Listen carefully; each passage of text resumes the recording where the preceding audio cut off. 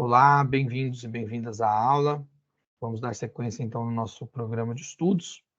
Vou compartilhar agora com vocês a tela para a gente continuar o nosso estudo com o referencial da apostila. Hoje tem, além da apostila, tem uma apresentaçãozinha que eu vou passar para vocês, tá? Vamos tentar correr aqui para a gente maximizar o uso do nosso tempo, tá?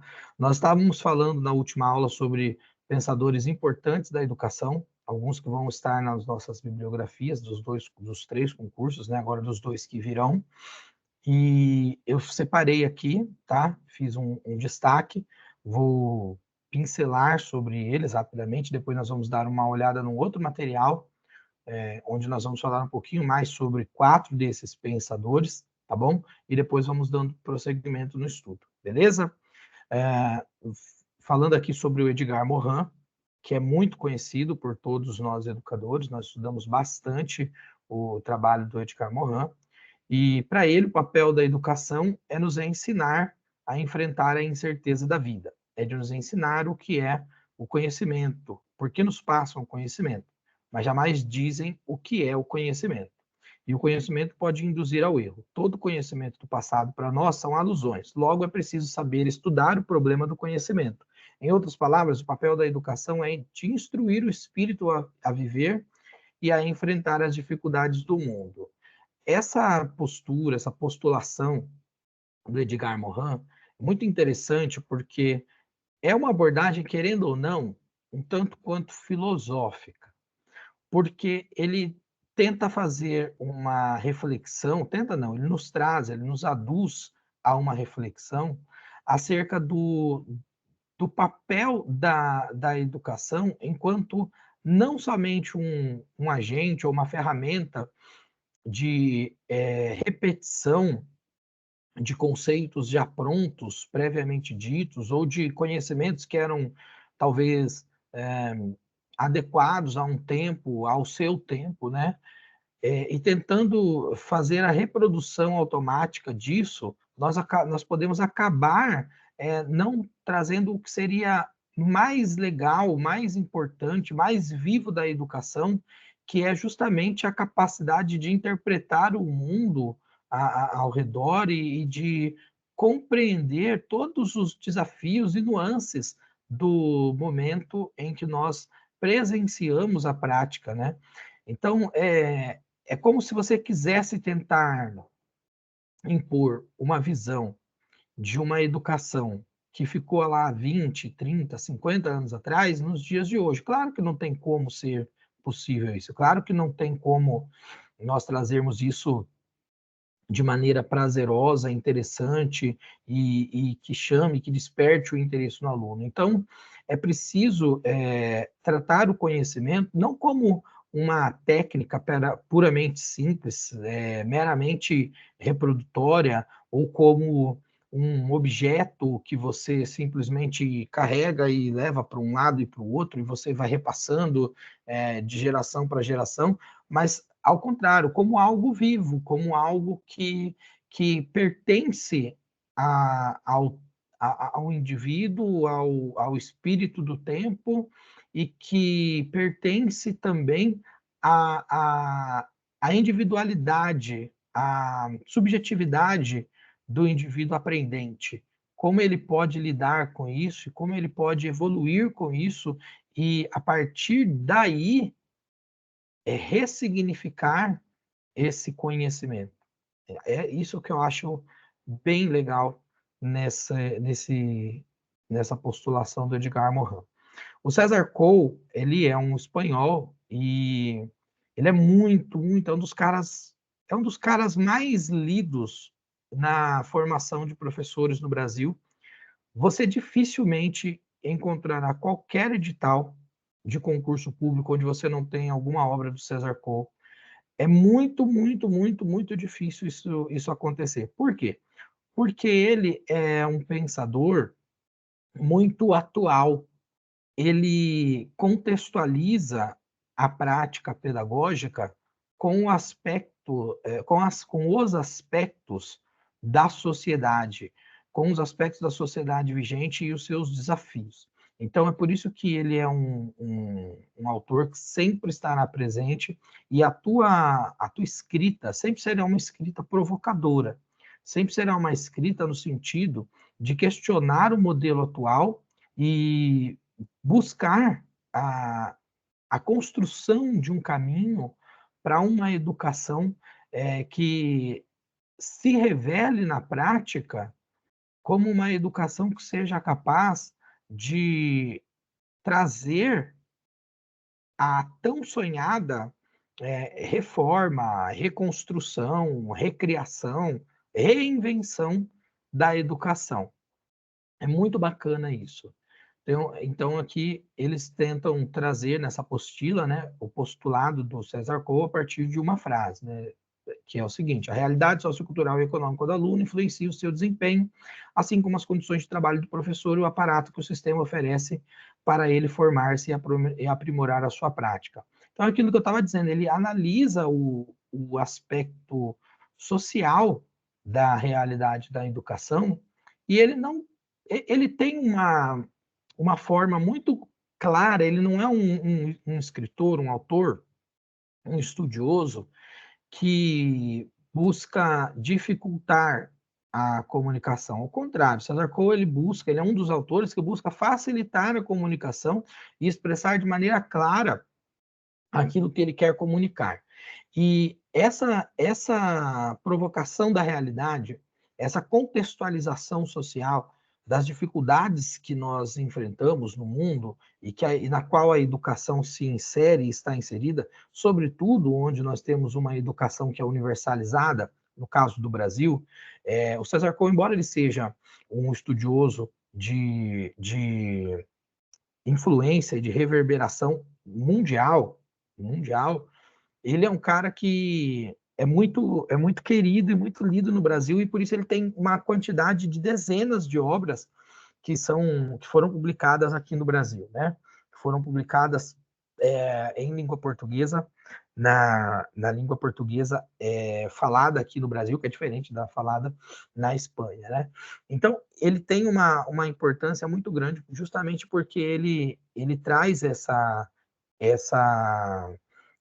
contextualização, respeitando e entendendo que existe no mundo uma disputa de poder que ela parece até ser invisível, e que a educação não é neutra diante disso. Paulo Freire também falava isso, né? Então, para nós isso não é uma grande novidade, mas a novidade é que ele consegue traduzir isso de uma maneira muito eficaz nos seus escritos, mostrando que não adianta você pensar que você vai tirar um modelo de educação que será pré-projetado, pré-programado, e que você simplesmente irá montar ali como você monta um Lego e vai tocar e a coisa vai funcionar e vai ser tranquilo e não vai destoar em nada, não haverá diferença em nada, porque isso não é assim. A verdade é que a educação, a prática educacional, ela é influenciada pela realidade sociocultural e ela também influencia a realidade sociocultural. E como ela é uma prática que envolve o professor e o aluno como atores principais, mas também envolve a sociedade, também envolve o entorno, mas como os atores que se relacionam diretamente de maneira mais intensa e constante, o professor e o aluno, essa realidade também e essas condições, essas especificidades de professor e de aluno também influenciam na prática pedagógica. Portanto, a prática pedagógica ela é uma alma viva, ela é um elemento vivo que se molda à medida que essas relações também vão se, vão se estabelecendo. Esse choque de realidade do César Cole é o que torna essa leitura tão bem-vinda e tão importante, tão presente para quando nós discutimos e aprendemos e nos aperfeiçoamos e estudamos a nossa área, estudamos na área da educação, tá? Vamos lá, sobre Darcy Ribeiro, é um dos maiores professores, teóricos, estudiosos, filósofos, sociólogos do nosso país, um cara que teve uma atuação marcante, sobretudo na rediscussão. Na verdade, ele já discutia desde antes, né, mas sobretudo na rediscussão, na discussão, aliás, da redemocratização, na rediscussão, na discussão da redemocratização e dos pilares, os princípios que iriam nortear essas políticas em educação, quando da redemocratização, esteve presente, auxiliando na discussão da Constituinte e também estudando, sobretudo, as linhas mestras para a LDB. Até injustamente, de certa forma, a LDB atual ela é apelidada de LDB Darcy Ribeiro, porque ele acabou falecendo mais ou menos no período da promulgação, um pouco depois, talvez, e aí ficou nessa coisa de homenagem póstuma e tal, mas a verdade é que a LDB do Darcy Ribeiro e o texto constitucional que era defendido pelo Darcy Ribeiro era um modelo muito mais progressista do que o modelo atual. Claro que se nós olharmos o modelo atual em comparação com outros modelos, inclusive aqui da América do Sul, da legislação educacional e da política educacional, a brasileira até parece bastante assim avançada, né? Por conta até desses aspectos da nossa Constituição Cidadã e tudo mais. Só que o texto que era defendido por Darcy Ribeiro era muito mais radical, era muito mais revolucionário. Por exemplo, essa coexistência entre escola privada e escola pública não era algo previsto na visão de Darcy Ribeiro. Por quê? Porque ele era um cara que conseguia fazer um pensamento complexo e entender ali adiante o que aconteceria, e acontece o que está acontecendo hoje no Brasil, né? Primeiro, nós ficamos um tempão tendo o sucateamento da escola pública, com uma predisposição em favorecer as escolas privadas. Tivemos um crescimento, um boom de escolas privadas de elite, depois escolas privadas para uma classe média emergente, depois escolas privadas para atender a carência e a ineficiência das políticas de educação do Estado ou das condições e estruturas de escolas públicas muito ruins, por conta não de falta de recursos, mas por conta de falta de gestão pública, de vontade política, de vontade do gestor público em favorecer a escola pública. E agora nós estamos numa fase mais terminal dessa discussão. Estamos numa fase de destruição total da escola pública. Saiu uma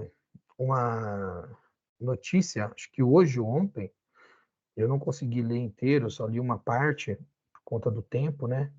E estava dando conta, acho que, não sei se foi no G1, eu não me lembro, eu vou encontrar e vou passar para vocês até essa reportagem. Dava conta do desmonte da escola pública. Eu não sabia, e eu fiquei assim bastante impactado, fiquei bastante alarmado, porque eu conheço mais ou menos a escola do Estado, né, a escola estadual aqui de São Paulo, e sei que nós temos um número, um número realmente impactante, muito grande, de professores temporários, de professores não concursados, né, professores não efetivos. Deve dar conta aí de uns 50% a 60% dos professores atualmente da rede estadual, que atuam na rede estadual, não são concursados, tá? Não são concursados. Só que eu fiquei boquiaberto, fiquei estupefacto quando eu vi que em Minas Gerais, onde tem aquele boçal daquele Zema como governador, também isso explica muita coisa, e inclusive eles têm dificuldade, eles não pagam nem o piso nacional lá, tá? Eles fazem um complemento, eles não pagam no salário base o piso nacional, é uma vergonha, é uma tragédia. Eles têm mais de 80% dos professores, 80% dos professores são professores que são não concursados. são professores temporários.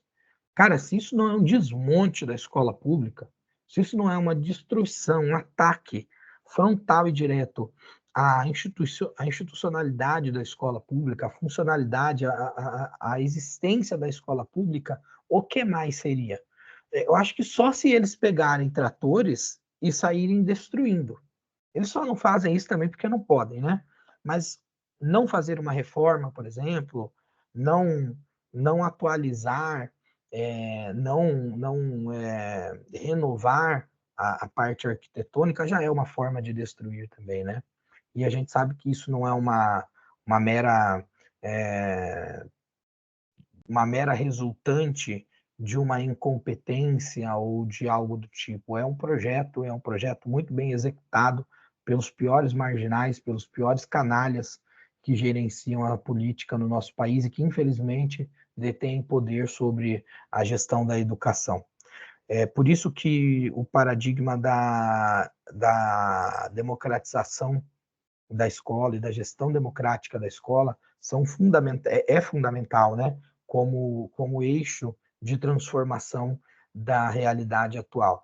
Porque a partir da democratização, nós poderemos observar, poderemos experimentar uma força que venha do seio da escola, no sentido de empurrar essas forças opositoras para uma direção contrária e fazer com que emerja dessas lutas uma nova forma de se fazer educação, de se construir uma escola que seja realmente uma escola que atenda às demandas da sociedade, como uma escola transformadora, como uma escola que realmente altere a realidade social, que apresente para a sociedade as soluções que são tão caras a todos nós e que possa contribuir com aquilo que está exposto na Constituição e na LDB, que é a formação integral do indivíduo humano em todas as suas potencialidades, em todas as suas é, formas de existência, né? Vamos lá.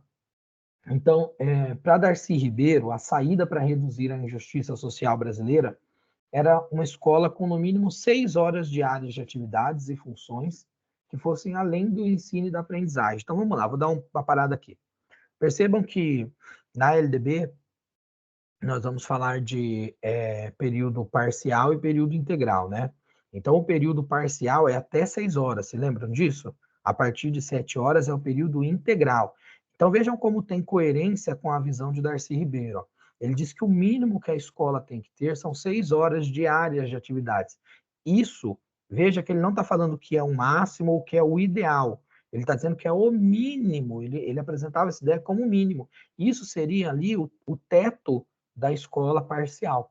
A partir de 7 horas, aí sim é uma escola de tempo integral, que é dentro da ideia que nós trabalhamos hoje na LDB e na nossa legislação, tá? Então, é só para vocês terem essa dimensão de como o pensamento dos autores, né, que são filósofos, que são professores, que são sociólogos, que auxiliaram na construção do arcabouço, das discussões da educação, que ajudaram a criar com suas ideias o arcabouço legal e normativo que nós temos hoje, sob a égide do qual nós trabalhamos. É por isso que mais importante, gente, do que decorarmos o que fulano, ciclano ou beltrano falaram, ou decorarmos exatamente ipsis literis uma obra, seria ótimo se a gente conseguisse fazer isso, mas isso independente de quanto tempo nós dispuséssemos, impossível.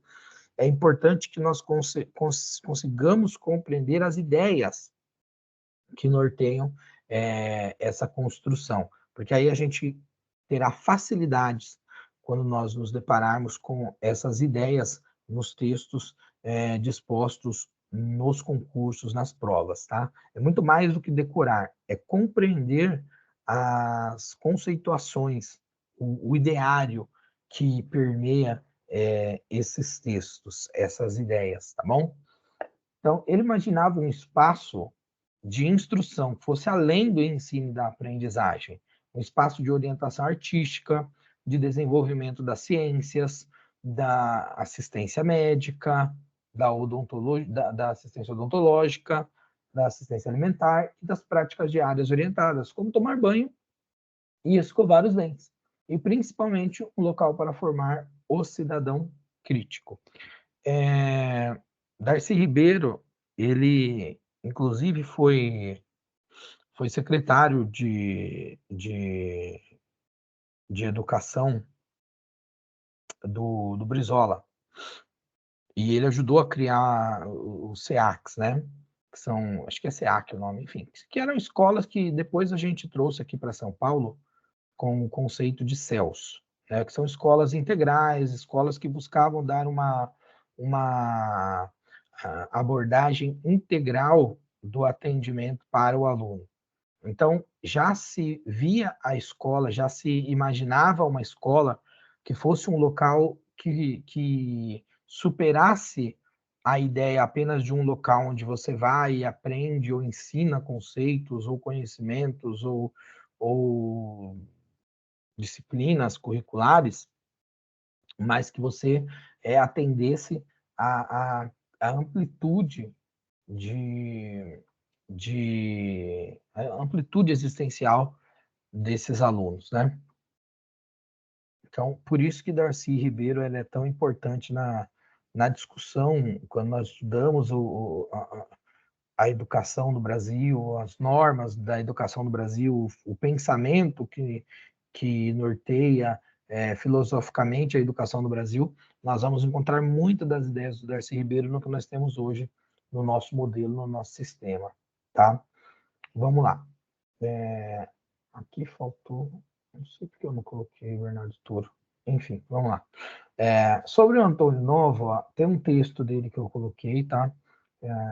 O material dele, salvo o meu maior engano, no, no Classroom, mas o Antônio Nova também, ele é um provocador, ele é um professor que atua com formação de professores lá em Portugal, né? É um reitor de universidade e ele realmente ele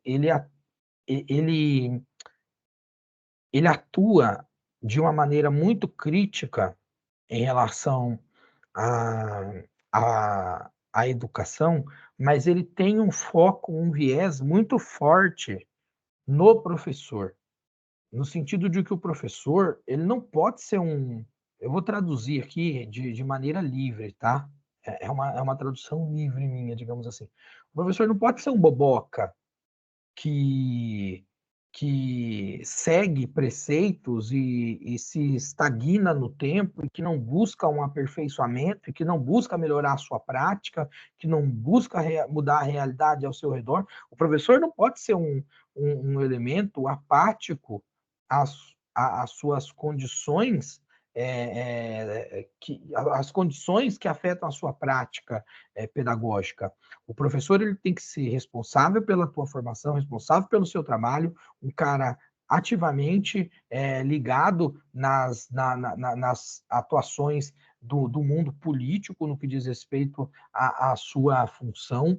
Ele tem que ser um defensor da educação e ele tem que entender que a sua formação ela não tem fim, ela é ilimitada. Ela não acaba quando você recebe um diploma. Ela permanece durante toda a sua vida, na capacitação, na formação continuada, no desenvolvimento de novos saberes, na pesquisa, e que o professor ele é o elemento mais importante dentro da escola, no sentido de buscar a educação que realmente seja capaz de atender a, ao que se espera de uma escola renovadora, de uma escola nova, de uma escola reformada, de uma escola que atenda aos educadores, que auxilie de verdade naquilo que é a tua função primaz, naquilo que é a tua função elementar, que é a difusão do conhecimento, da prática do conhecimento, não como uma maneira repetitiva, bancária, mecânica, mas uma maneira que dialogue com a realidade do educando. E aí vocês vão perceber que isso é uma constante na maioria dos nossos pensadores, né? O Bernardo Toro, ele é um colombiano e ele sintetizou a ideia das 7 competências básicas que devem ser desenvolvidas nos alunos. Ele é um autor muito importante, tá? A gente não vê muita discussão sobre o Bernardo Toro no Brasil. Não sei muito bem por quê. Eu acho que é porque a gente acaba ficando muito mais na, na pesquisa do Perrenot e do Edgar Morin, e acaba, talvez para não criar alguma confusão, eu não sei onde que isso poderia ser uma coisa que conflitasse e tal, mas não sei. Sinceramente, eu não sei porquê, mas não se dá muita atenção nisso. Mas ele é um dos caras mais importantes atualmente que discutem a educação, né? As ideias dele, né, são importantes atualmente, né? É, e ele cita essas 7 competências, né, que devem ser desenvolvidas nos alunos, que é de dominar as linguagens utilizadas pelo homem, saber resolver problemas, analisar e interpretar fatos. Olha como isso é importante hoje. Compreender o entorno social e atuar sobre ele, receber criticamente os meios de comunicação, localizar e selecionar informações, planejar e decidir em grupo. Isso aqui, essas 7 competências básicas para se desenvolver nos alunos, são previstas na nossa BNCC atual, essas mesmas competências, nós vamos encontrar lá, não nessa mesma ordem, mas vamos encontrar dentro da nossa BNCC, porque praticamente são competências para você poder viver de maneira autônoma e produtiva na sociedade. Ou seja, dominar as linguagens utilizadas pelo homem é essencial para a nossa comunicação enquanto sociedade. Saber resolver problemas é o fundamento da educação no nosso Brasil, aqui do Brasil, nos documentos normativos e referenciais do Brasil. É a educação a partir de resolução de problemas. Então, desde a educação infantil, é preconizado que nós façamos a educação a partir da lógica da resolução de problemas, porque é resolvendo o problema que o aluno vai conseguir desenvolver no seu processo de ensino-aprendizagem uma aprendizagem significativa, não é decorar algo, é você apresentar, você provocar algo e esse aluno, para resolver esse problema, ele desenvolve as soluções e assim ele desenvolve a tua aprendizagem, tá? Analisar e interpretar fatos, ou seja, é o processo da construção do pensamento crítico. Você pega um fato e você analisa, você verifica se ele é real, se ele não é, se ele é inventado, quais são as consequências dele, quais são as razões prioritárias ou primárias deste problema. E isso tudo é coisa que, por exemplo, se a gente analisar hoje pelo aspecto da fake news, por exemplo, se a sociedade tivesse preparada para fazer esse tipo de pensamento, as fake news não prosperariam tanto assim, né? Nós teríamos um pouco mais de tranquilidade em relação a isso, tá? Compreender o entorno social, ou seja, nós vamos ver isso aqui, ó, com o Miguel Zabalza, vamos ver isso aqui com... Oi? Alô? Oi? Alguém me chamou? Ah, que tá ligado o microfone da Mona Lisa. Deixa eu desligar. Foi, desligou. Muito bem. Então, nós vamos ver isso em vários autores que vão falar sobre essa importância da participação, o Paro, o Vitor Paro, da sociedade, da compreensão da sociedade, do entorno social, sobre a escola. E é por isso que, quando nós formos falar em democratização da educação, em PPP, nós vamos falar justamente da participação da comunidade dentro da realidade escolar, né? Receber criticamente os meios de comunicação também tem a ver com você não receber de maneira acrítica, ou seja, passiva, todo tipo de informação que você receba, e aí qualquer tipo de informação, rádio, televisão, jornal, uma fofoca de alguém, uma fake news que seja espalhada, né, como se fosse uma informação real pelo grupo do WhatsApp, ou pelo Twitter, ou pela, seja lá o que for, entendeu? Então, recebeu uma notícia, Então, você recebe criticamente, você vai pensar, você vai refletir, você vai pensar se aquilo faz sentido ou não, vai buscar as informações que corroborem ou que contestem essas informações, tá? Localizar e selecionar informações. Eu quero saber de algo, então eu vou aprender a localizar, vou buscar fazer a minha própria seleção sobre um determinado tema, um determinado assunto.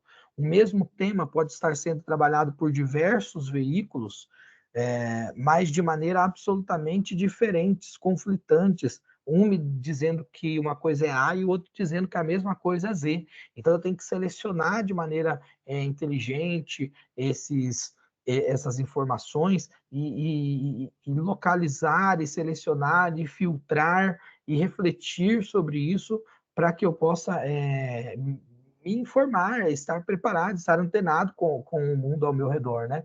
Olha como é difícil viver hoje em dia, né?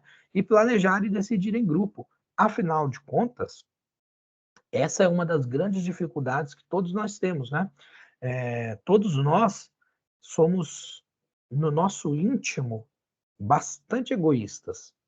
Isso faz parte da nossa estratégia evolucionária, né, de existência. Nós nos protegemos a nós mesmos e, antes de tudo, cada um protege a si próprio como uma estratégia de sobrevivência. Faz parte do jogo evolucionário, né? Só que nós não vivemos sozinhos. O mundo não é uma ilha. Nós não somos uma ilha no mundo, aliás, né? Então, nós precisamos aprender a conviver com os outros e dentro dessa convivência, para que ela não seja uma convivência caótica, onde nós estejamos o tempo todo nos batendo, né? nos conflitando, nos impactando de maneira reativa, a lógica do planejamento e da decisão em grupo são fundamentais. E o que é planejamento? Se não você viver numa sociedade que entender que você vive numa sociedade de direitos, onde você tem normatizado a relação humana, normatizada a relação humana e as práticas sociais, e a decisão em grupo, o que é se não a própria democracia ou a prática do exercício da cidadania em relação à democracia? Quando nós decidimos em grupo os caminhos do futuro, os caminhos que nós vamos trilhar, não é? Então, por exemplo, nós estamos assistindo, na verdade, né? Porque nós estamos aqui num lugar muito mais tranquilo, de conforto, estamos assistindo a situação lá no Rio Grande do Sul. Muitas decisões têm sido tomadas, decisões muito importantes, decisões que dizem respeito ao cuidado, ao atendimento, à tentativa de busca de solução dos problemas daquelas pessoas que estão vivenciando aquela grande tragédia, aquela situação que é até difícil de mensurarmos diante do tamanho que seja isso, né? Do tamanho que seja essa situação. Só que essas decisões que estão sendo tomadas lá são decisões dentro do âmbito da democracia, mas precisamos refletir muito. Vejamos, há um tempo atrás, se dizia por algumas pessoas dali, é lógico que isso não é a maioria do povo de lá do Rio Grande do Sul, mas havia um movimento estúpido e criminoso, até ilegal, de divisão do Sul do restante do país, por uma prática absolutamente xenofóbica, preconceituosa, e eu torno a dizer, eu não vou trocar o adjetivo, é estúpida, de algumas pessoas que, inclusive, acabaram se tornando lideranças políticas. E hoje é visto que é necessária a união de todos para o próprio salvamento das pessoas daquele local, né? E mais do que o salvamento, mas para a reconstrução. E essa reconstrução demandará recursos que advirão de todos, de todo o conjunto do país.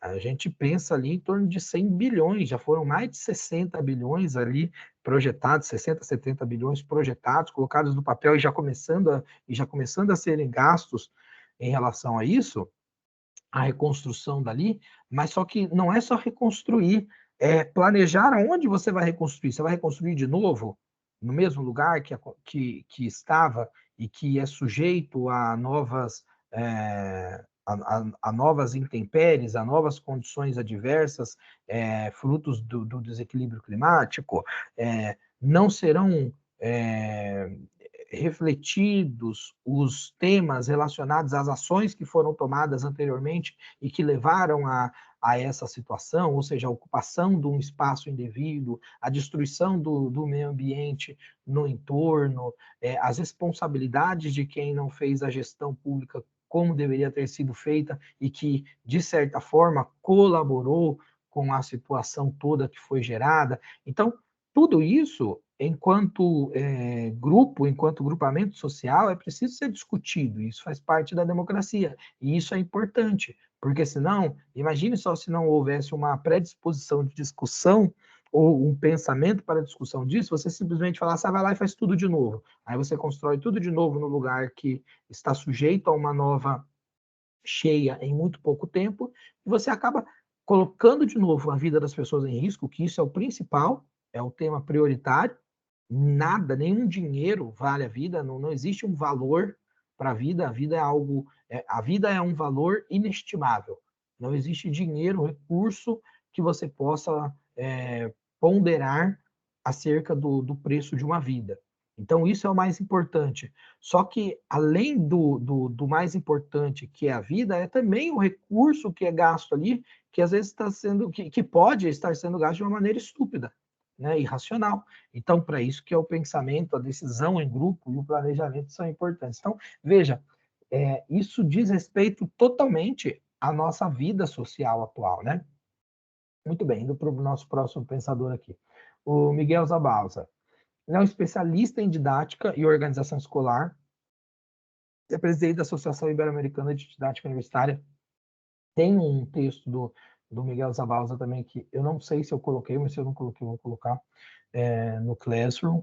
E uma aula que eu fiz também sobre ele, sobre a qualidade da educação, né? E ele justamente vai falar sobre isso, né? Sobre essa qualidade da educação e o que é necessário para ter a qualidade da educação, que não são só os aspectos relativos a recurso, mas também são as práticas utilizadas, a forma como você ensina na escola, ou seja, você rompendo com uma forma antiga e totalmente tradicional e curricular da formação, para você utilizar a ideia de projetos, de construção da educação a partir de projetos onde você consiga unir vários campos de conhecimento sem que você faça uma segmentação de cada um, que é muito comum de acontecer quando você faz um estudo, por exemplo, dentro da perspectiva apenas curricular,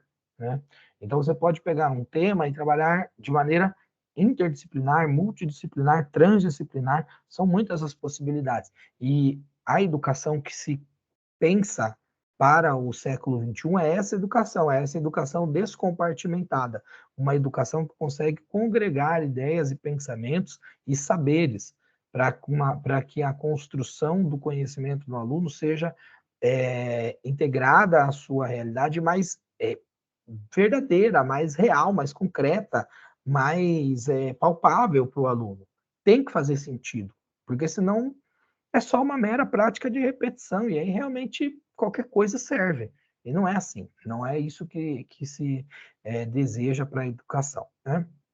Isabel Alarcão também é uma presença marcante em praticamente todos os concursos. Nós vamos ver algum texto da Isabel Alarcão, tá? Ela se baseia nas ideias de um filósofo norte-americano, Donald Schoen, sobre a teoria e prática da aprendizagem que levam ao conceito do professor reflexivo. Ela formulou a proposta da escola reflexiva, que caracteriza uma instituição em processo de constante aprendizagem, ou seja, o professor que reflete sobre a sua prática, um professor que busca se aperfeiçoar e compreender a sua função e o mundo ao seu redor, que busca a construção de uma escola que também seja reflexiva, que atenda às demandas dos seus alunos, que busca caminhos e opções, estratégias que auxiliem na construção de uma prática pedagógica mais efetiva. O Loris Malaguzzi nós já conhecemos, é da abordagem Reggio Emilia. Os pensamentos da abordagem Reggio Emilia são norteadoras da educação infantil até hoje, dos referenciais da educação infantil. Nós vamos encontrar muito do que foi trabalhado na abordagem Reggio Emilia, e, inclusive, na questão que diz respeito à formação continuada, que aí não só para a educação infantil, mas para toda a educação, é um paradigma mesmo da formação continuada, então isso é muito importante. Temos o Antônio Zabala, para que os alunos possam enfrentar a complexidade da realidade contemporânea, ele propõe que a escola promova o pensamento complexo sob enfoque globalizador. O que é isso? É justamente você romper com aquilo que eu estava dizendo ali, que a Isabel, que o Miguel Zabala fala, Zabalza fala, a quebra do paradigma cartesiano para um pensamento expansivo, para que você possa promover uma escola que consiga atuar além do seu campo de visão e que consiga entender o que a sociedade, o que o mundo, o que o aluno no mundo pensam, representam e quais serão as suas reverberações, as suas impactações nesse mundo. Quando ele fala de enfoque globalizador, ele justamente está tentando trazer a discussão de que você não aprende algo só para aquele momento, ou só para atender aquela demanda curricular, mas você precisa ter uma educação que envolva um conhecimento que o aluno agregue e leve para toda a sua vida, que leve para todo o seu desenrolar enquanto agente da cidadania, enquanto pessoa, enquanto ser humano, enquanto pessoa que participa da sociedade. Vamos lá. Aí tem esse pensamento do Bernard Chalot, que acredita que a escola deveria inicialmente trazer questionamentos, só mais tarde conhecimento propriamente dito. Também está dentro da lógica do desafio, da provocação, da educação por projetos também, que antes de você ficar tentando colocar o conhecimento numa caixinha, melhor você trazer as perguntas. Às vezes mais importante do que as respostas são as perguntas. Aí a gente vai entender também que não é uma coisa que ele buscou do nada, né? Isso a gente busca lá no pensamento socrático, né? Da maiêutica, que é justamente isso. Primeiro os questionamentos vão trazendo a construção do conhecimento para objetivar, né, a resposta ou as respostas. Isso é muito importante. Aqui tem alguns teóricos, né? Tem 6 teóricos da educação que são importantes, que estão nos nossos editais, tá? O Morin, está aqui uma frase dele, tá? É preciso substituir pensamento que isola e separa por um pensamento que distingue e que une. Perrenot, competência em educação é mobilizar um conjunto de saberes para solucionar com eficácia uma série de situações, inclusive esse conceito é o conceito que vai ser praticamente de maneira indireta, mas se você parar para analisar, é isso mesmo na BNCC, tá? Quando a gente fala das competências. Para o César Cole, o plano curricular precisa satisfazer de forma articulada todos os níveis de funcionamento de uma escola, então, a perspectiva de uma escola integrativa, de uma escola para todos. Só o profissional pode ser responsável por sua formação, do Antônio Novo, então ele pondera mesmo da centralidade do profissional, do professor, como o responsável pela tua ação e pela tua formação. O Hernandes, que é um espanhol também, o melhor jeito de organizar o currículo escolar é por projetos didáticos. Óbvio. É também uma das contribuições que nós temos na nova BNCC, que é justamente essa perspectiva de oportunizar uma organização que rompa com o simples a simples separação por disciplinas, de componentes curriculares, para a educação por projetos, que é muito mais interessante para o aluno, muito mais eficaz também como processo educacional, né? A educação tem de servir a um projeto da sociedade como um todo, do Bernardo Toro, né, essa frase. Então, a educação ela não pode estar fechada dentro da escola. Aquela educação que servia a um propósito exclusivo, ou de um segmento, ou de um grupo, é uma educação que está lá no passado, ou seja, a educação jesuítica, que previa uma educação voltada para a religiosidade, para a prática católica, para a confissão de fé deles e para o exercício do poder que eles estabeleciam diante da sociedade, ou a escola que era uma escola para elite, ou a escola que é uma escola que era só para repercutir conceitos que criassem uma massa de consumidores. Não, a escola precisa servir para a sociedade, para as mudanças da sociedade, como um projeto de sociedade.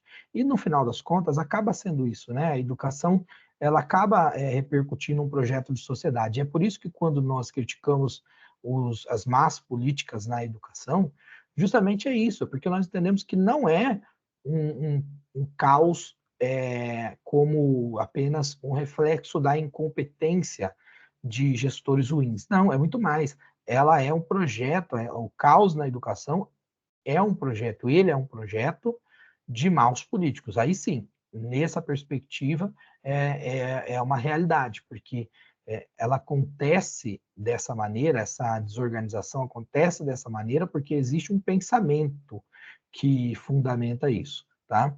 E é claro que esse pensamento não é o pensamento que vigora nas leis e nas normas, não é o que expressamente na lei se apresenta, mas na realidade factual é assim que ele acontece. É por isso que, quando nós vamos estudar para um concurso, por exemplo, ou para qualquer condição que seja na formação de professores, nós vamos trabalhar a lei, que é um mundo ideal, é um mundo que se planeja, é um mundo que se cria, que muitas vezes não é a melhor versão, não é o melhor projeto, mas é algo que está no papel e que, minimamente, ainda que seja de maneira é, é, ainda que seja de maneira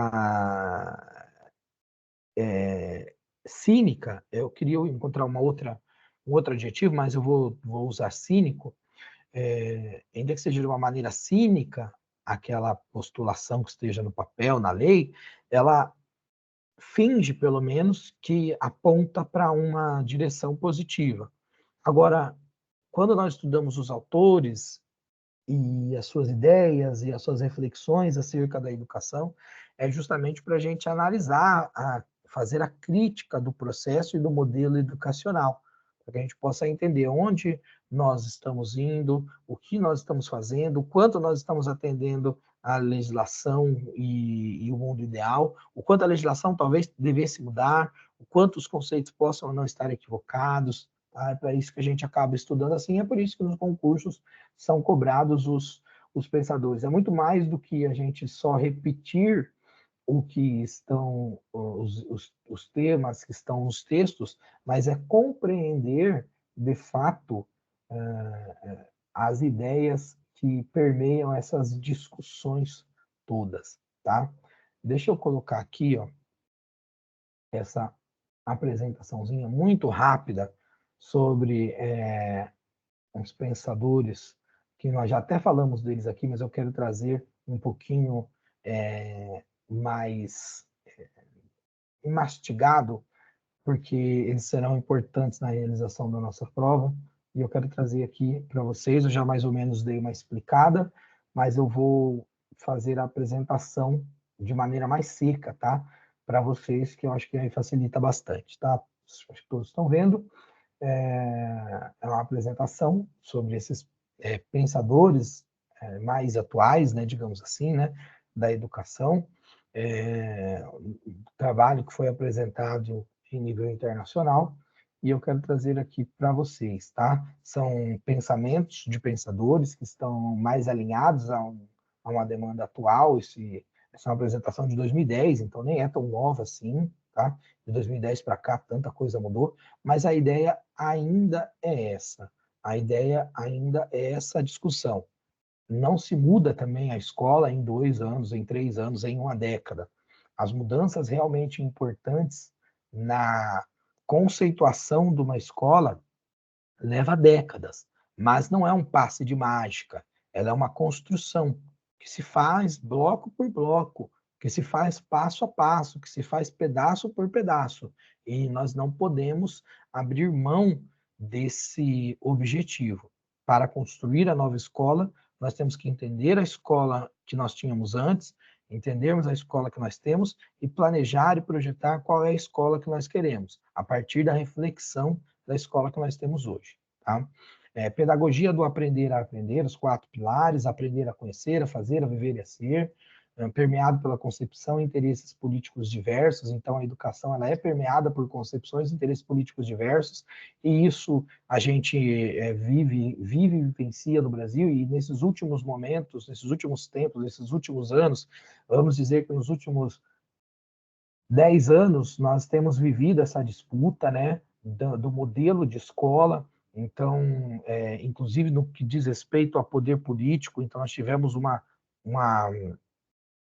alternância de visão de poder político, e nós vimos no que isso restou para a sociedade e os desafios que acabaram surgindo daí. Então, é de se analisar que, ao invés de surgirem respostas, surgiram muito mais dúvidas, e, ao invés de surgirem avanços, surgiram muito mais retrocessos, para a gente entender que esses interesses políticos eles são condizentes com a ideia da disputa de classes e que, portanto, eles são fundamentais para a reflexão da escola que nós queremos, onde nós precisamos compreender que não existe essa conceituação de uma escola neutra.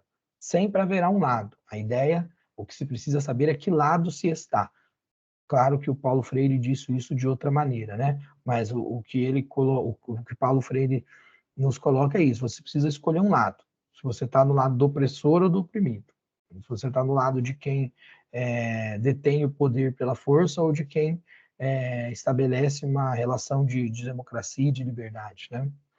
Então tá, educação como um tesouro a descobrir, o relatório para a Unesco da Comissão Internacional sobre a Educação para o Século XXI, documento do MEC de 98, aí traz uma lista dos autores alinhados a essa nova demanda educacional.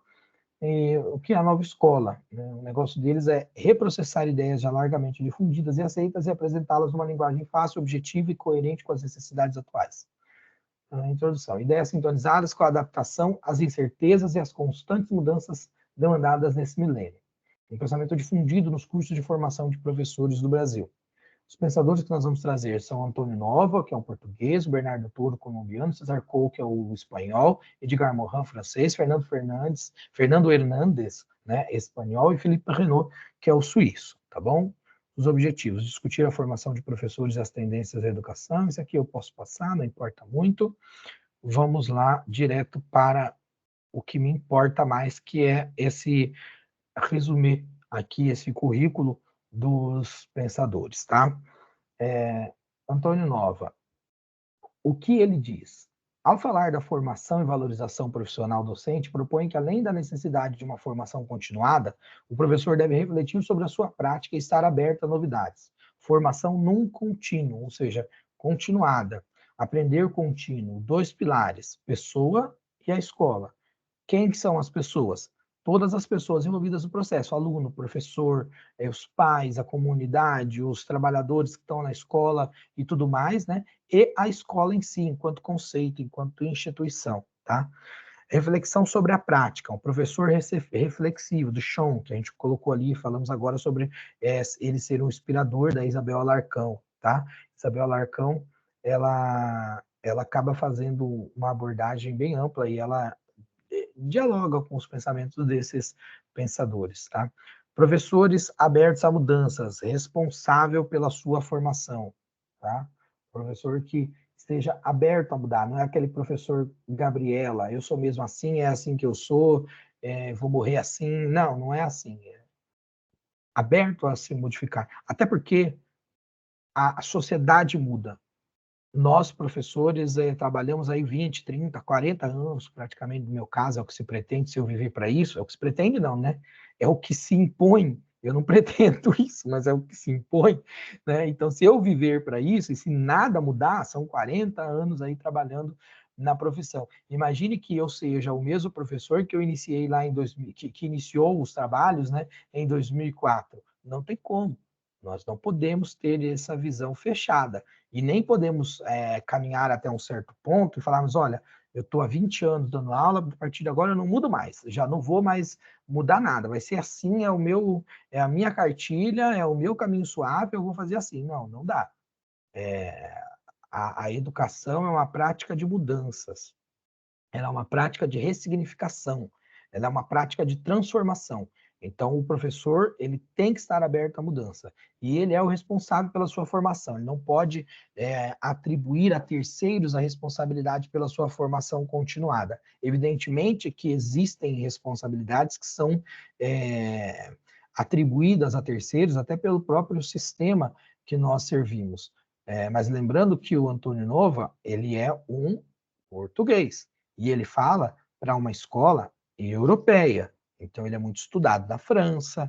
E é claro que quando ele reflete sobre essas questões, ele não está falando para o Brasil única e exclusivamente, ele está falando para a prática educacional no mundo. E algumas coisas se aplicam ao Brasil e nós fazemos esses questionamentos. Tá? Eu não sei como é a educação na Inglaterra, eu não sei como é a educação, sei lá, da Holanda, eu não sei como é a educação na Bélgica. Portanto, se esses estados, por exemplo, não tiverem como prática a formação continuada, o professor não vai se formar? Ele não vai se aperfeiçoar?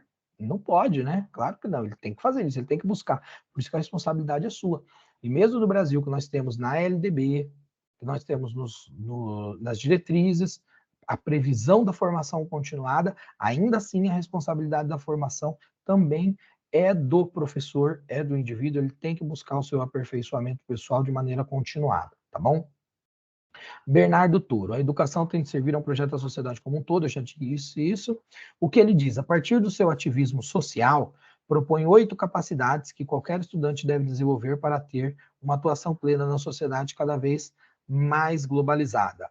Acesso ao conhecimento como mecanismo de transformação social, ou seja, não é para um desenvolvimento apenas individual ou para a conquista do seu espaço no mundo, né?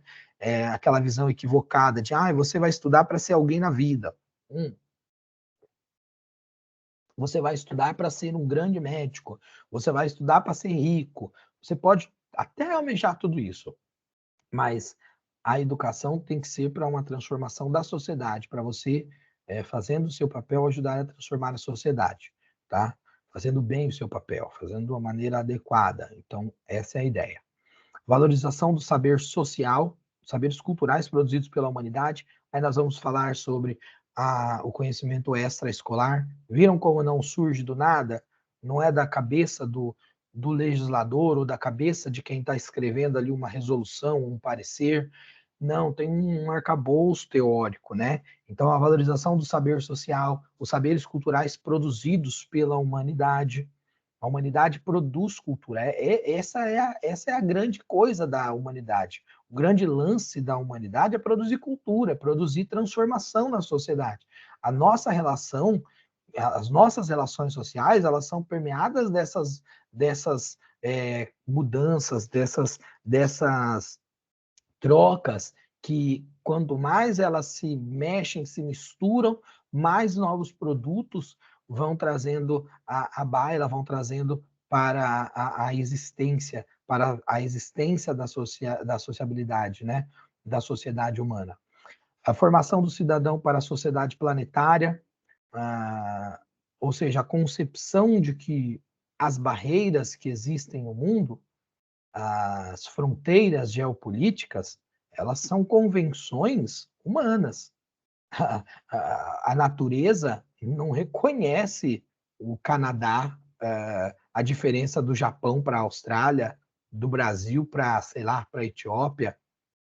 Nós vivemos uma sociedade planetária. O que acontece no mundo nos envolve todos, nos afeta todos. Imagine, Se alguém resolve que quer poluir todo o oceano ao seu redor, digamos que, sei lá, vou falar um país qualquer aqui, um país qualquer, digamos que Finlândia, não sei, não, vou falar outro.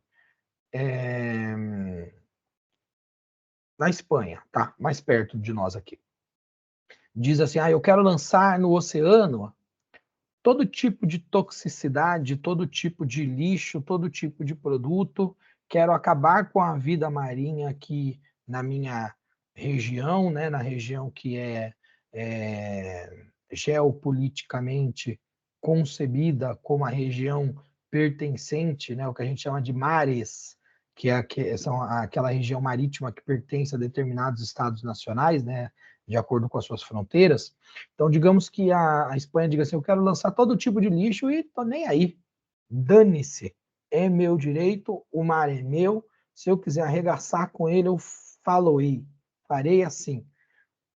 Será que na hora do compartilhamento dessa destruição, isso ficará restrito ao convencionado geopoliticamente como o território espanhol? Óbvio que não, afetará o mundo inteiro. Então, essa concepção de sociedade planetária é o que precisa ser trabalhado, segundo Bernardo Toro, na formação do cidadão, para o cidadão compreender que ele não é sozinho no mundo e que o mundo somos todos nós vivendo de alguma maneira, direta ou indiretamente, nos afetando mutuamente. E os códigos da modernidade, ou seja, aqueles elementos que compõem os signos, os símbolos do mundo no qual nós vivemos, nos tempos em que nós vivemos. A educação tem que ser, já foi. Os 8 códigos da modernidade. Domínio da leitura e da escrita, nós já fizemos, acho que nós já fizemos a leitura disso, né? Não. Domínio da leitura e da escrita, capacidade de fazer cálculos e resolver problemas, claro, capacidade de analisar, sintetizar, interpretar dados, fatos, situações, capacidade de aprender e atuar em seu entorno social, receber criticamente os meios de comunicação, capacidade de localizar, acessar e usar a melhor informação acumulada, capacidade de planejar, trabalhar e decidir em grupo e capacidade de desenvolver uma mentalidade internacional.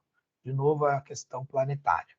Vamos lá. Quem fala também dessa concepção planetária é o Moacir Gadotti, tá? Moacir Gadotti é o brasileiro, nós sabemos, ele é um dos discípulos mais proeminentes do Paulo Freire, eu diria que os mais proeminentes do Paulo Freire, já foi, inclusive, presidente do Instituto Paulo Freire, um dos mais proeminentes discípulos de Paulo Freire, ele e o Cortella, né?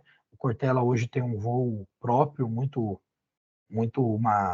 uma trajetória muito própria depois que ele construiu. O Gadotti também, claro, não estou de maneira nenhuma menosprezando, muito pelo contrário, super valorizando até. Né? Eu estou só dizendo que ele tem essa perspectiva planetária, até tem um livro ali, que eu não vou levantar agora para buscar, da Pedagogia da Terra, que é justamente essa concepção de pedagogia planetária, que é muito importante, que é bacana a gente estudar e conhecer, né? Vamos lá. César Coll. O que ele diz? Influenciado principalmente pelas ideias de Piaget, ou seja, ele é um pensador que se baseia nos pensamentos piagetianos, propõe mudanças no currículo escolar para uma perspectiva construtivista.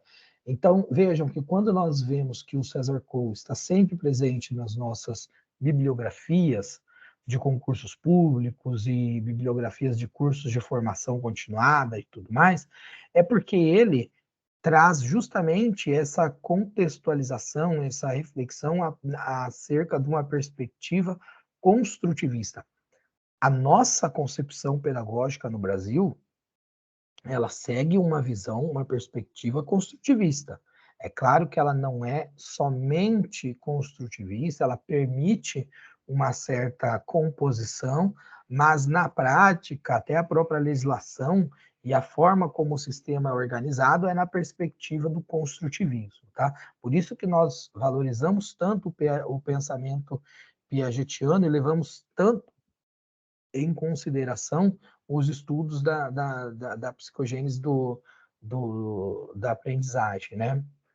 Dos aspectos cognitivos, e estudamos tanto as fases do desenvolvimento da cognição dos alunos, da criança, dentro da perspectiva piagetiana. Ele foi um assessor para a concepção dos PCNs no Brasil, então a tua visão auxiliou muito na concepção dos parâmetros curriculares nacionais aqui no Brasil. Defensor de um currículo construtivista como marco referencial psicológico, né, levando em consideração Piaget, Vygotsky e o David Alsupel. Eu acho uma pena que não tenha nada do David Alsupel nas bibliografias atuais dos nossos concursos aqui, nenhum dos 3 concursos tinha. Eu acho que o David Alsupel hoje é um dos maiores expoentes do que nós chamamos de aprendizagem significativa.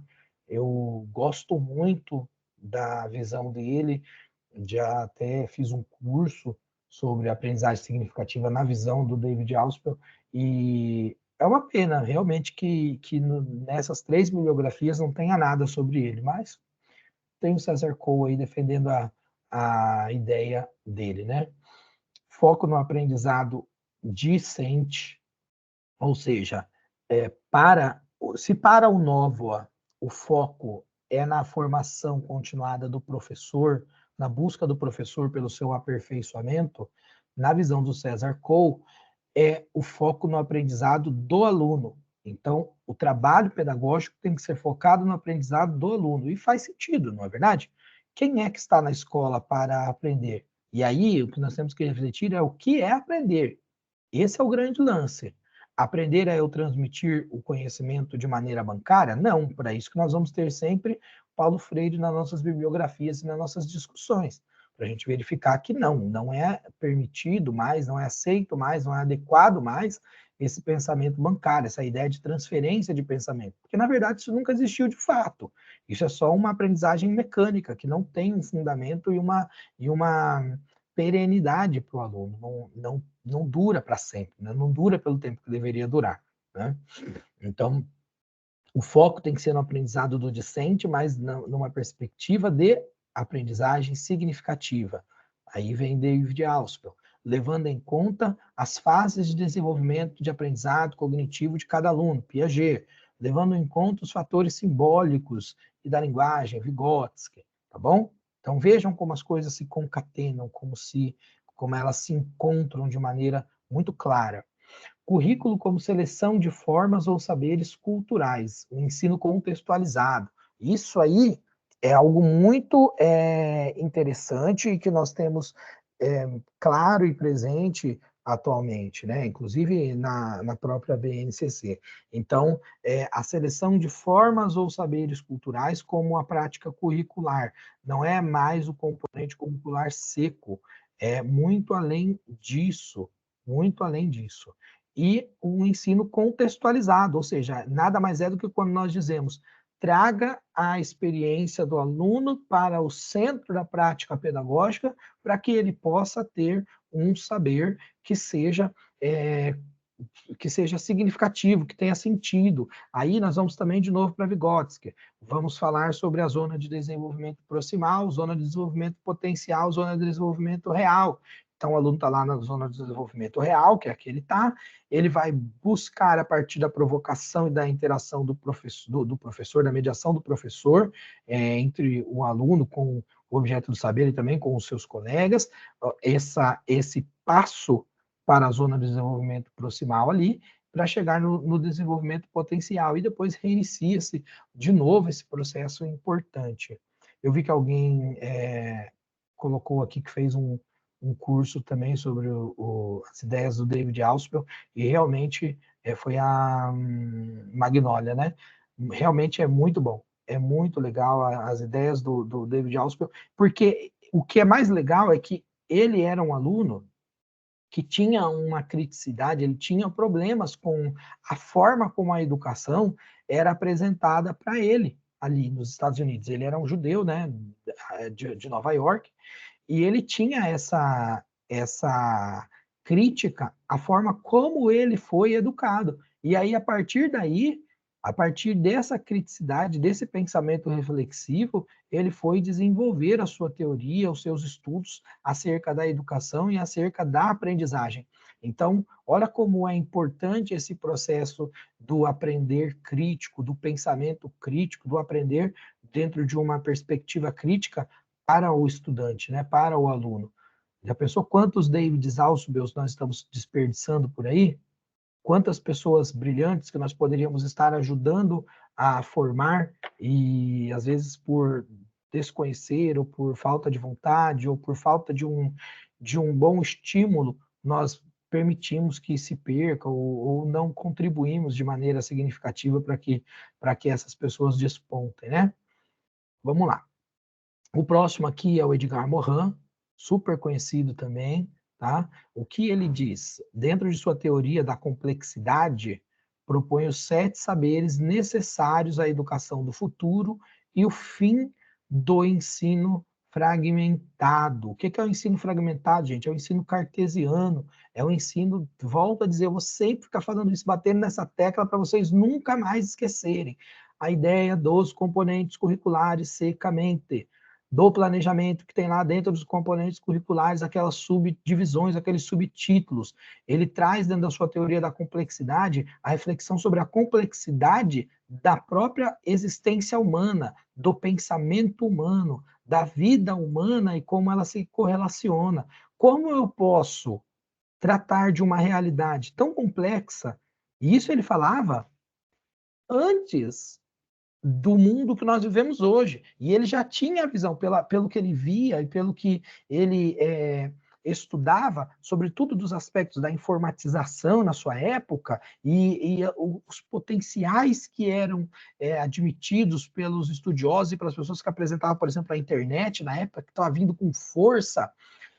Ele via que esse mundo iria perder barreiras muito rapidamente, que as coisas iam se conectar de maneira muito caótica e rápida em um espaço muito curto de tempo. E ele não estava errado, ele estava certíssimo com relação a isso.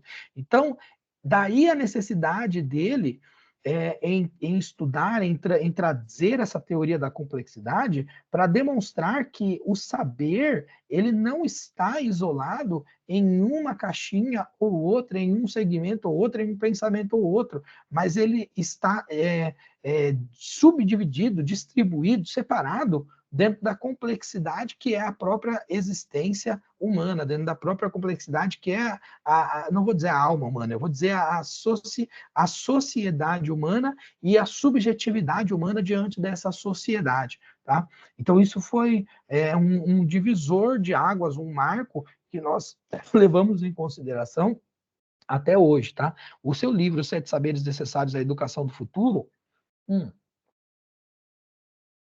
que foi encomendado pela Unesco, é hiper conhecido, todos nós já lemos esse livro, tá? Ou já estudamos alguma coisa a respeito desse livro, e ele traz esses 7 saberes como os saberes que são necessários justamente para a educação que se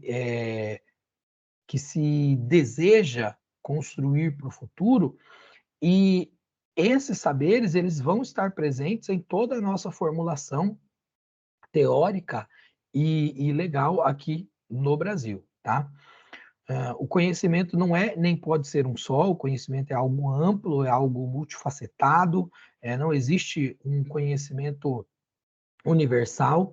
Você pode ter filosofias universais, ideias universais, mas nenhum conhecimento se sobrepõe sobre o outro, porque essa ideia de conhecimento imutável, ele é contraditório à própria existência humana e à existência da ciência, que busca como um dos seus aspectos principais, aliás, a técnica científica é contradizer o que se está dito, o que foi dito. Então, se eu provo tal coisa, como um cientista, vem um outro cientista para justamente criticar o que eu provei, o que eu aparentemente provei. E aí, no teu estudo, na tua crítica, na tua formulação, ou ele vai confirmar o que eu já disse, ou então ele vai realmente demonstrar que estava errado e nós vamos progredindo. É assim que funciona, na ciência é assim. O conhecimento ele não uma ideia, eu quero usar um termo adequado, ele não é uma dogmática, um dogma religioso. Ele é algo vivo, suscetível à crítica, à transformação e até mesmo à sua revisão. Então, o conhecimento, ele é algo que é multifacetado, ele não é uno, ele não pertence a alguém ou a algum grupo. Ele é uma conquista da humanidade, das pessoas, da existência humana. Contrapõe-se ao ensino fragmentado das disciplinas, é o que eu já coloquei aqui para vocês, tá? E aí ele fala sobre os 7 saberes da educação, tá bom? Quais são os 7 saberes da educação? O conhecimento, erro e ilusão, né? Conhecimento pertinente, condição humana, identidade terrena, enfrentamento das incertezas, compreensão e ética do gênero humano, que ele chama de antropoética, tá? Antro de humano mesmo, tá? De homem. Vamos lá. Fernando Hernandes. O melhor jeito de organizar o currículo escolar é por projetos didáticos. Do que nós estamos falando, gente? Em tudo aqui na nossa BNCC nova, projetos didáticos, projetos pedagógicos, educação por projetos. O que ele diz? Difunde e justifica a ideia de organizar o currículo por projetos didáticos de trabalho.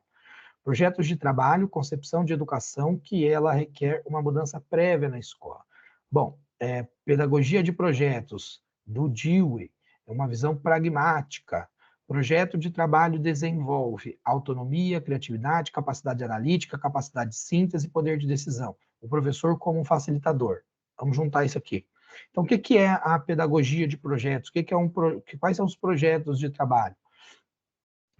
Uma concepção de escola que seja baseada a partir da pedagogia de projetos, uma pedagogia que você tenha na visão do professor, na função do professor, um facilitador, um auxiliar na pesquisa, um mediador, um provocador desse aprendizado, um organizador didático que tenha uma visão pragmática, que tenha uma função de objetivar ou de traduzir o objetivo principal. Então, não é uma pedagogia do caos, é uma pedagogia que tem uma intencionalidade, existe uma intencionalidade pedagógica, existe um caminho para o qual se aponta, para onde se pretende chegar, existe um planejamento que é constituído, esse trabalho é desenvolvido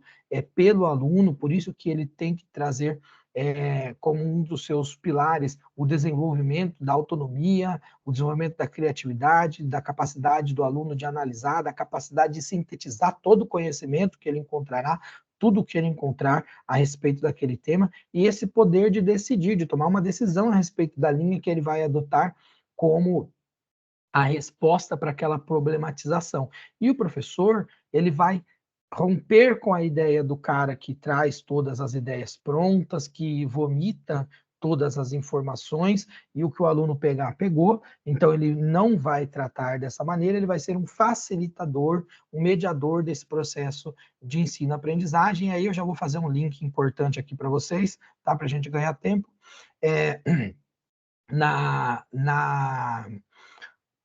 Na avaliação mediadora da Jussara Hoffmann, é justamente essa perspectiva que ela traz, tá? A perspectiva da avaliação que ocorre durante o processo de criação, durante o processo de ensino-aprendizagem, que é um processo que se desenvolve de maneira dual entre aluno e professor. A avaliação mediadora, ela não é uma avaliação, coloque isso na cabeça. A avaliação mediadora, ela não é uma avaliação na qual o professor vai avaliar o conjunto, o grupo. Existem outras avaliações para isso, tá? Avaliações externas, avaliações... Gente, fugiu o termo aqui, deixa eu tentar lembrar.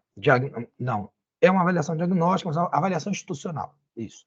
Uma avaliação institucional, aí na avaliação institucional, nas avaliações externas das provas que existem para o SAEB, o SARESP, todas as outras provas, aí é uma outra coisa, mas a avaliação, enquanto é a avaliação mediadora na atuação dialógica, na atuação dual entre professor e aluno, ela só prevê esses dois entes, tá? O professor, ele avaliará o aluno pela produção do aluno, pelo que ele observa no seu ato de mediação desse conhecimento, a evolução do aluno, as potencialidades, as capacidades que foram desenvolvidas, do ponto que partiu para o ponto que está, e ela vai acontecendo de maneira continuada. E aí o professor, ele não vai avaliar para dizer que o aluno está certo ou está errado.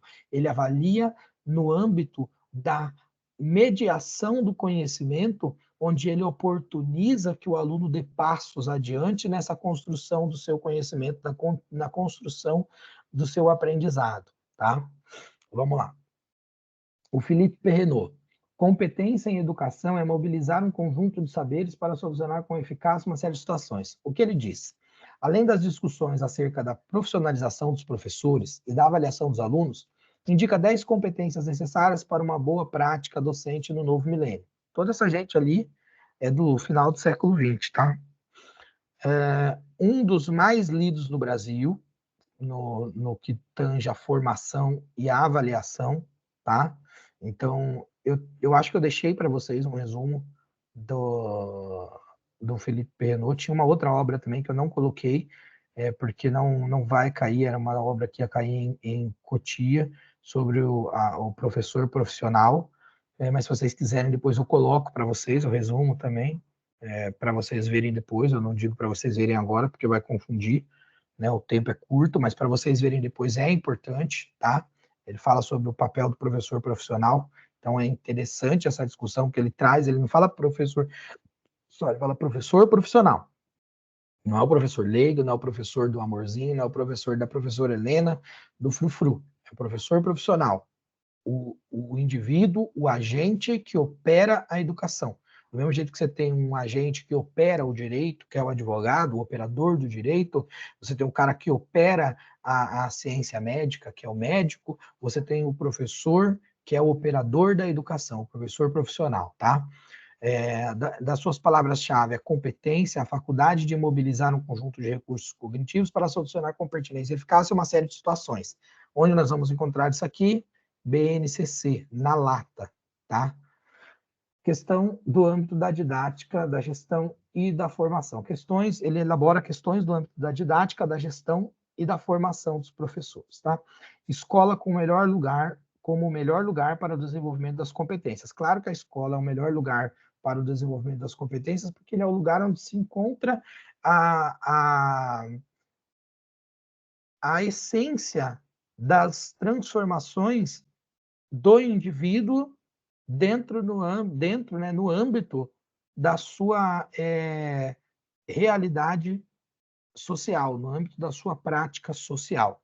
E isso aí é muito presente, porque nós sabemos que realmente isso acontece, né? A escola é o lugar onde o indivíduo entra enquanto criança e ele vai desenvolvendo todas as suas alterações, todas as suas mudanças, que são transformações vistas a olhos nus, assim, e se a escola estiver preparada para atuar nesse desenvolvimento, ela consegue auxiliar na construção de uma sociedade extremamente avançada, evoluída, porque ela permite que esse indivíduo, esse aluno, construa essa sua personalidade, esses seus saberes, esses seus conhecimentos e essa sua identidade social de uma maneira muito eficiente e que condiga com o que se espera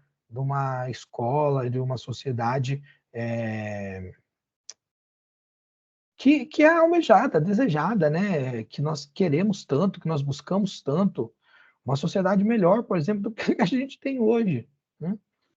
Vamos lá. 10 competências para ensinar, tá? O Felipe Perrenot vai falar sobre essas 10 competências para ensinar. Organizar e dirigir situações de aprendizagem, tá? Nós falamos sobre isso, acho que eu já dei uma aula sobre isso, tá?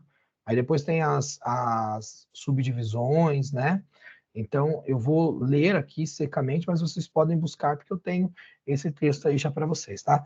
10 competências para ensinar. Organizar e dirigir situações de aprendizagem, administrar a progressão das aprendizagens, conceber e fazer evoluir os dispositivos de diferenciação, envolver os alunos em suas aprendizagens e seu trabalho, trabalhar em equipe, participar da administração escolar. Eu lembro que eu fixei bastante nisso aqui, tá?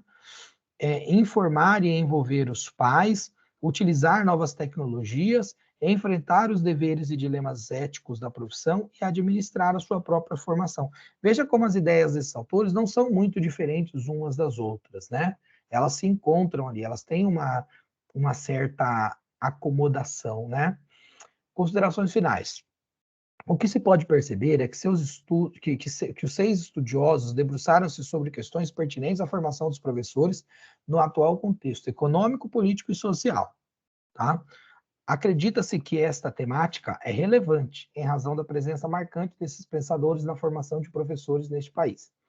Espera-se que esse estudo incite outras investigações, porque percebe-se que elas interferem, mas isso aqui não é muito importante não, tá? Aí aqui são as referências, depois eu vou passar para vocês esse estudo que não é meu, tá? Esse estudo não é meu, eu pesquisando garimpeio no Scribd, acho que é Scribd o nome do aplicativo, né? Que nós utilizamos para fazer pesquisas e tudo mais. E foi lá que eu encontrei esse material. Na nossa apostila também tem esses pensadores, tá? Com um texto bem bacana também, se der tempo, dei uma olhada, tá? E é isso. Vamos dar sequência aqui, porque senão fica difícil. Vamos lá. Sobre as principais teorias da educação, eu já abordei isso com vocês, tá? Abordei no mapa mental, abordei também num outro momento, tá aí nos nossos vídeos, então eu vou passar, tá? Para frente. Sobre a história da educação e desenvolvimento da história da educação, também já falei com vocês, tá? Aqui na nossa apostila vai falar um pouquinho sobre os gregos, e isso aqui a gente também já está bastante. A gente já está bastante aprofundado nisso, digamos assim, né? Então, vamos falar sobre o trabalho pedagógico coletivo. Isso é importante porque diz respeito à solidão pedagógica, né? Sobre o trabalho em grupo, o trabalho que se constrói de maneira complexa e de maneira afetiva, onde você traz dentro da prática do trabalho coletivo os aspectos da valorização da diversidade humana, onde você valoriza a escola como um espaço da diversidade. Então, é muito importante esse trabalho coletivo. Esse trabalho coletivo, ele aponta caminhos que nos levam a resoluções de problemas.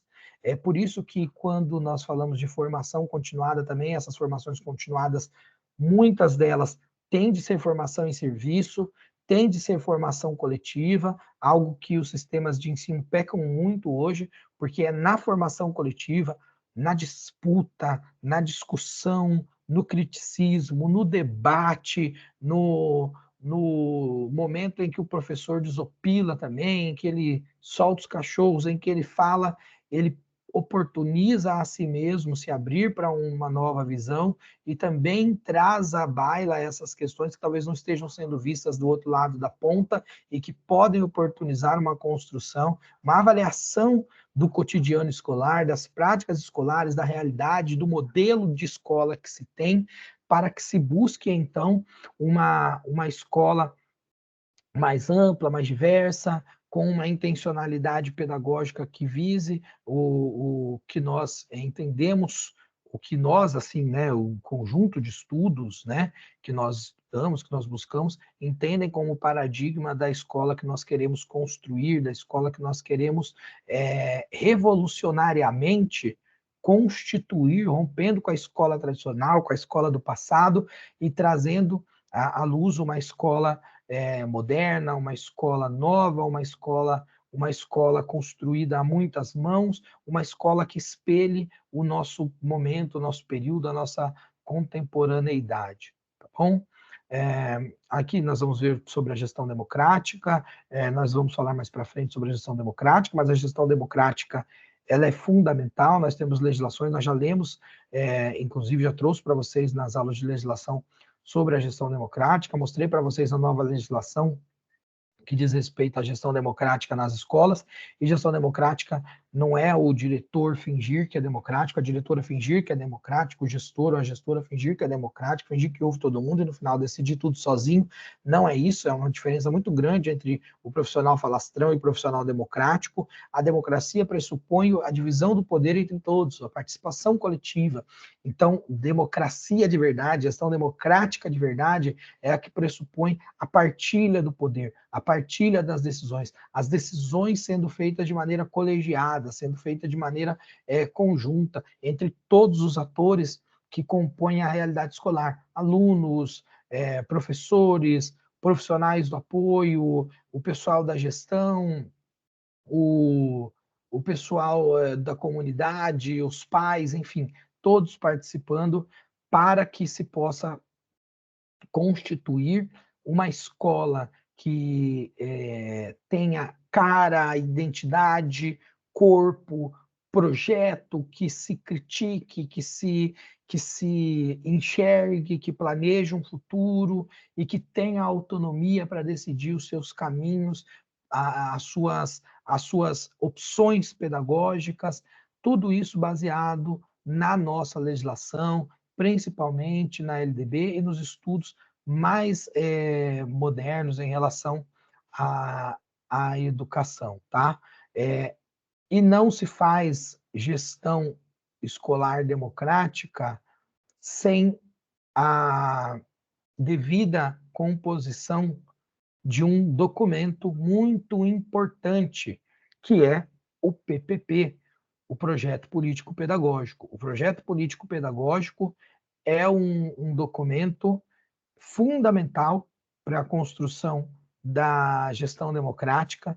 Não é possível estabelecer-se uma gestão que se queira democrática sem, primeiro, o provimento de maneira democrática dos profissionais que vão atuar na escola, inclusive o diretor, ou seja, a partir de concurso público, uma escolha que não seja política, uma escolha que seja por merecimento e técnica, e um documento norteador da escola que possa auxiliar, que venha auxiliar na construção dessa escola que serve a todos, que atende a todos e que viabiliza a todos o poder de decisão, o poder de participar e o poder de construir esse documento, de maneira que esse documento não seja apenas uma formalidade técnica, uma formalidade documental,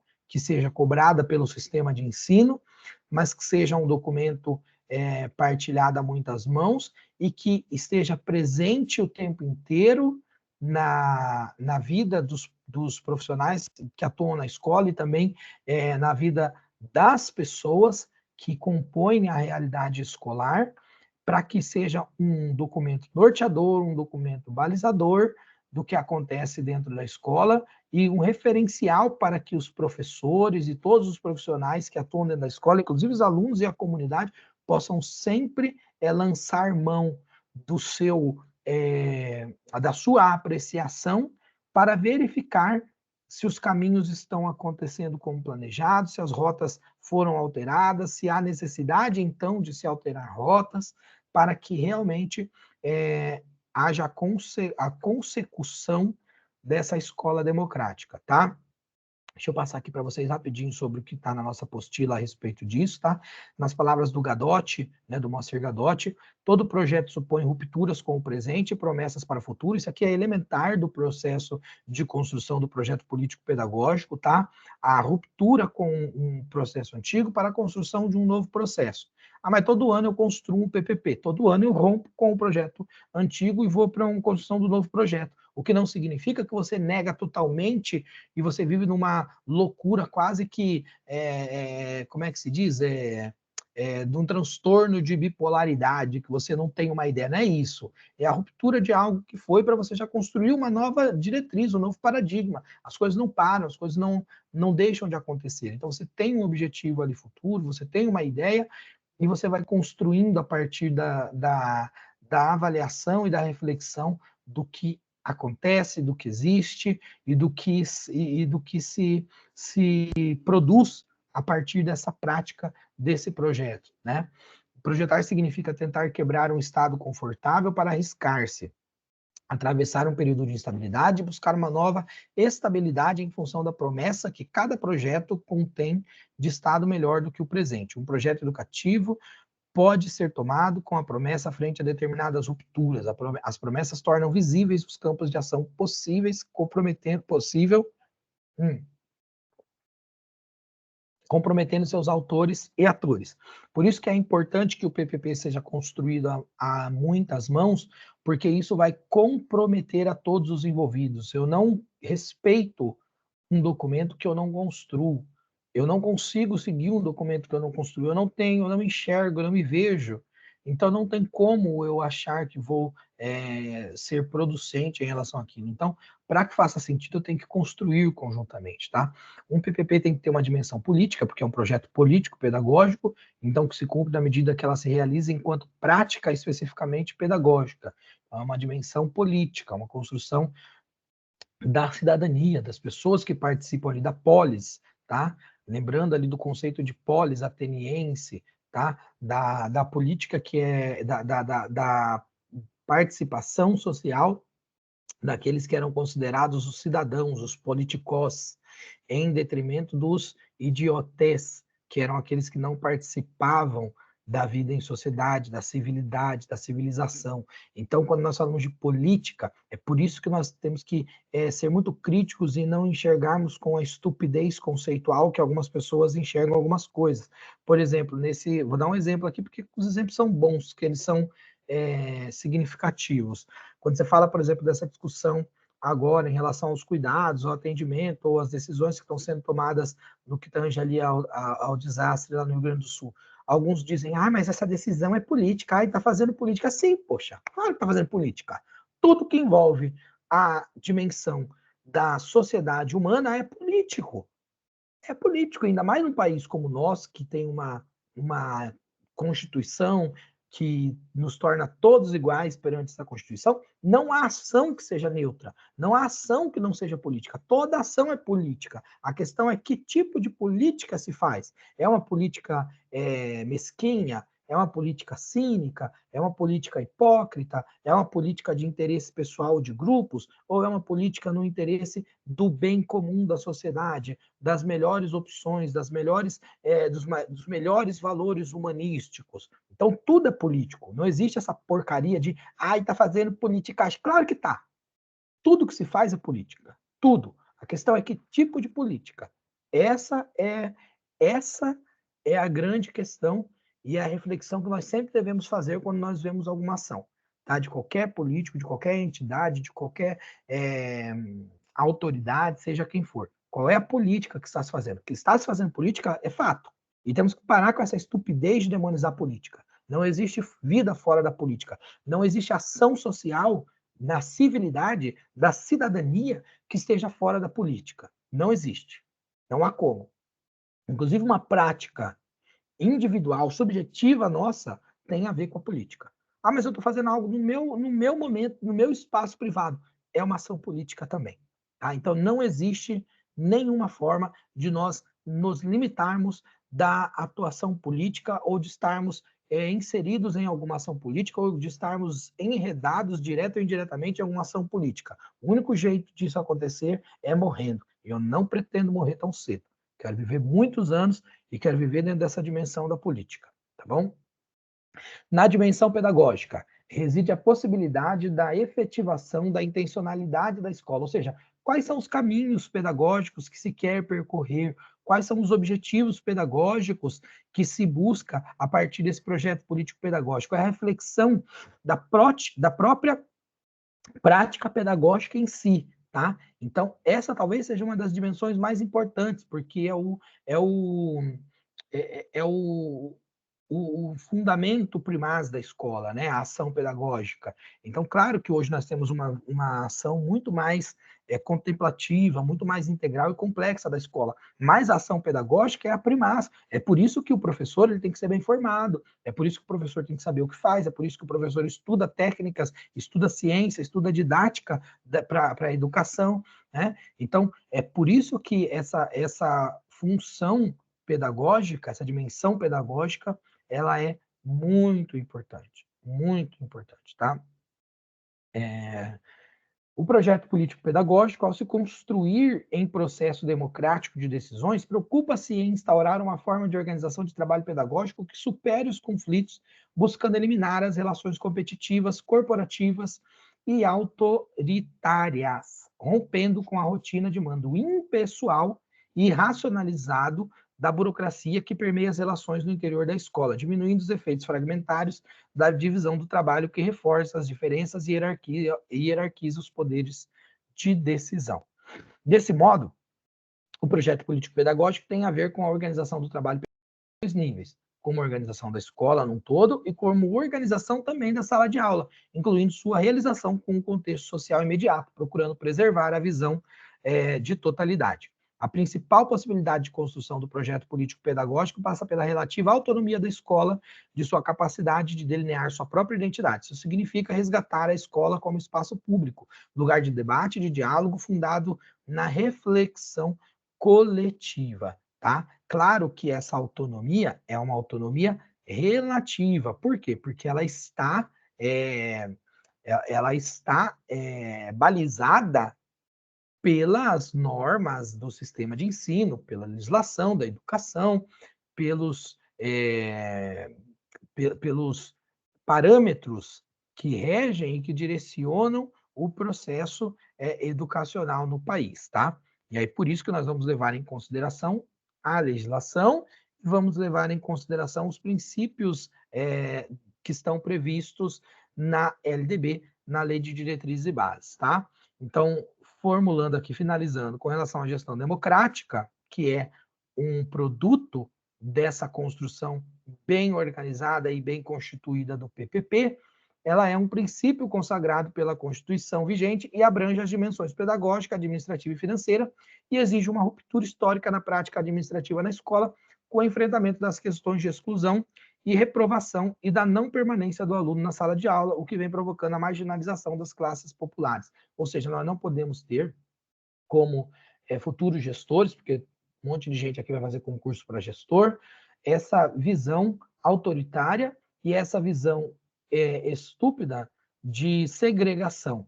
A escola é para todos e todos os desafios que dizem respeito à inclusão e a universalização do atendimento e do sentimento de pertencimento da escola tem que ser uma prática que seja fundamental, essencial, norteadora da ação dos futuros gestores, que com certeza vocês serão. Espero que vocês consigam sucesso na prova que será realizada ali em Carapicuíba, e os professores que também tenham essa visão dentro do seu papel ali na sua atuação pedagógica nas escolas, tá bom? Sobre o papel do professor e as competências do professor, nós falamos bastante também um pouco sobre, falamos um pouco sobre isso hoje, é algo que nós temos sempre abordado aqui, então eu estou bem tranquilo com relação a isso, tá?